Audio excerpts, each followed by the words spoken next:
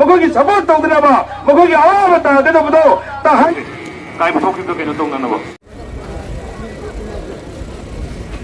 mayet thogi ba kai puthori ba sidai koi mamang da leksaloi si mamang da chasaloi ubakanda haidaba yang na chalaso mayam mayut ki mamang da chatta ba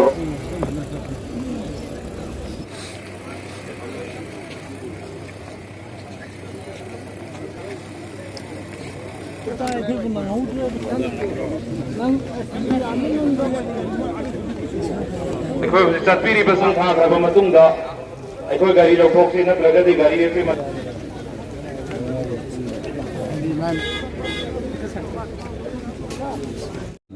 Manipur gi miam da maruina maitai pangan haidana sakhang biriba pangan ichininaw singi mafam da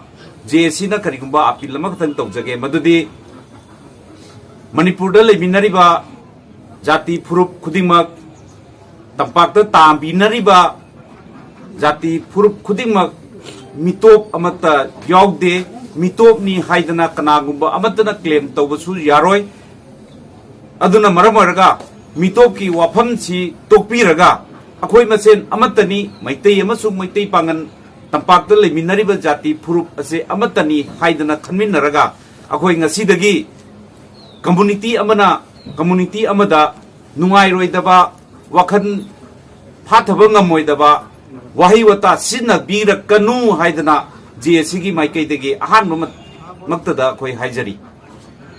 karigumba thokriba thodok aduga mari leinana kanagumba mioi kharana mana mitop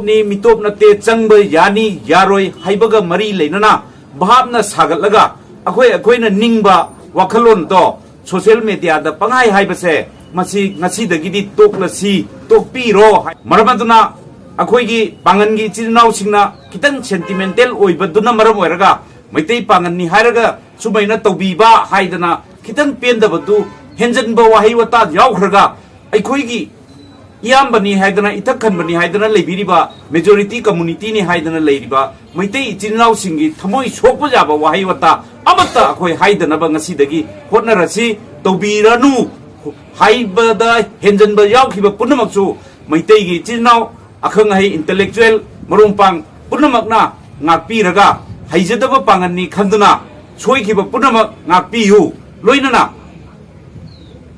soiraba sentiment khara oibadagi ngangjarapani haidana khanbiraga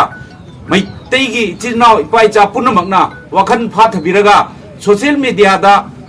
karida pangan thamoi sokadaba wafam amata su tawbiraganu haibasimasu akhoigi JC gi side tagi appeal tawjabaga loidana haijari aduna ngasi social media da ngangnariba hainariba mayam ase masi ngasi dagidi akhoi toklasi atopa फगदब लेबाकी अचो अचोब issue क्या मरोम लाकदब लई development के मरी लेनबदा अखोई social media दा पाउ पीनरगा अखोई फगदब मफम मतम येंगा हाइनरसी नतबिदा अखोई सोशल मीडिया दा कारण तुरन अमना अमबु हुनबा अमना अमबु चैबा पेंद्रे हाइदना अमना अमबु हेता ngang मसिना मरम ओइरगा अखंग अहि सारिबा मयाम से मसी ngasi dagidi toklasi masina aikoi community ani gi marakta nungsinadabaduna maram oirga henna sauningba poknarakanda maduna aphataba thabak ama olakpasu yai haibase aikoi community na henna pukning phatharaga khanthaba matamdo yore haibase aikoi khanthaminarasi